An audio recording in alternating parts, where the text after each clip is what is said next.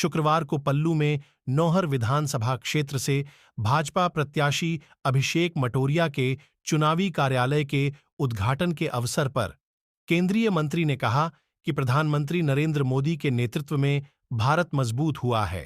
केंद्र की भाजपा सरकार के कार्यकाल में अनेक ऐतिहासिक निर्णय लिए गए हैं।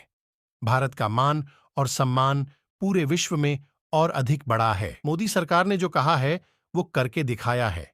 संजीव बालियान ने राज्य की कांग्रेस सरकार पर हमला बोलते हुए कहा कि कांग्रेस के शासन में पूरे 5 वर्षों तक पेपर लीक होते गए, हजारों युवाओं का भविष्य अंधकारमय कर दिया गया।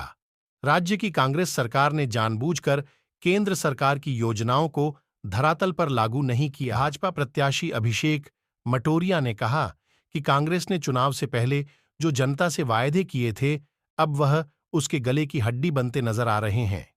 कांग्रेस ने सत्ता में आने के बाद एक वायदे को पूरा नहीं किया। राजस्थान में पेपर लीक होने का रिकॉर्ड बना।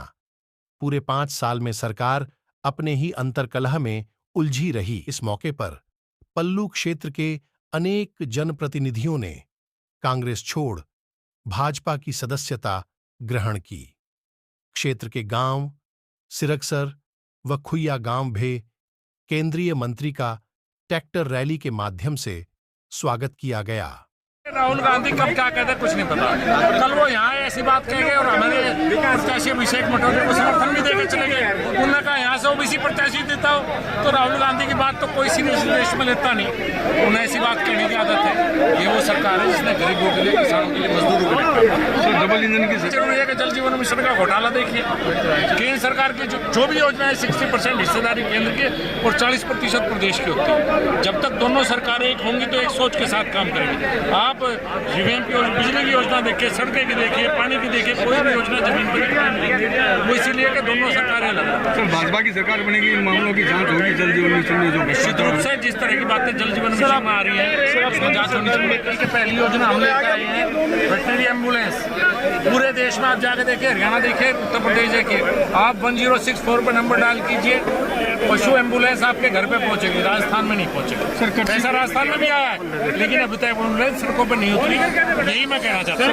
कानून को पहले लागू किए गए, वापस लिए गए, इन चुनाव में उनका असर नजर आ रहा है आपको? नहीं, मेरे विचार से जब वापस हो चुके हैं तो राजस्थान में क्या माहौल है? धन्यवाद देता हूँ आम जनता का, धन्यवाद देता हूँ कार्यकर्ताओं का कि पल्लू कार्यालय उद्घाटन में इतना हजूम उमड़ा है। आप सबका बहुत बहुत धन्यवाद।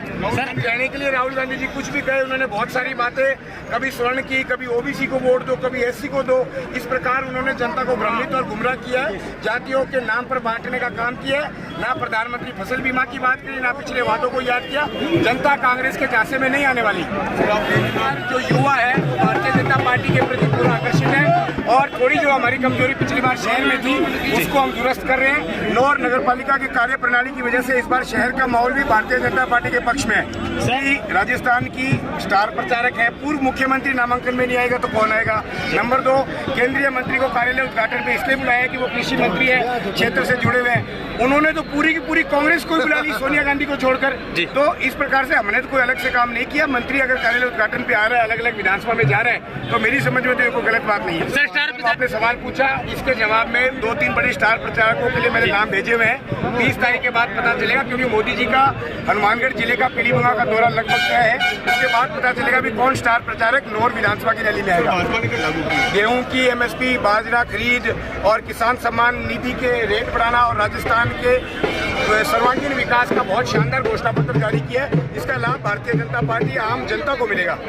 जल जीवन मिशन योजना हो, सड़कों की योजना हो, विद्युत की योजना हो, राजस्थान सरकार, कांग्रेस सरकार दुर्भावना से काम करती है, जिसकी वजह से बहुत सारी केंद्र की योजनाएं अटकी पड़ी है। पीएम किसान सम्मान निधि के कागज टाइम पर नहीं भेजे जाते, प्रधानमंत्री फसल बीमा के मामले में रोड़े अटकाए जाते हैं। इसलिए डबल इंजन की सरकार जरूरी है। सर राहुल जी ठीक है, प्रथम चरण का प्रचार लगभग पूरा हो चुका है। हम कोई घमंड में नहीं है, मानना ये है कि प्रथम चरण के प्रचार के बाद अच्छा माहौल है, भारतीय जनता पार्टी के पक्ष में अच्छा माहौल है। राहुल जी ने कल स्टेटमेंट में ये सब राहुल गांधी के अपने खुद के विचार हैं। भारतीय जनता पार्टी ऐसी कोई बात नहीं कहती। भारतीय जनता पार्टी ने हमेशा ही विकास की बात की है। वो खुद स्वयं लोगों को एससी, स्वर्ण, ओबीसी के नाम पे कंफ्यूज करके गए। भारतीय जनता पार्टी का इसमें कोई लेना देना नहीं।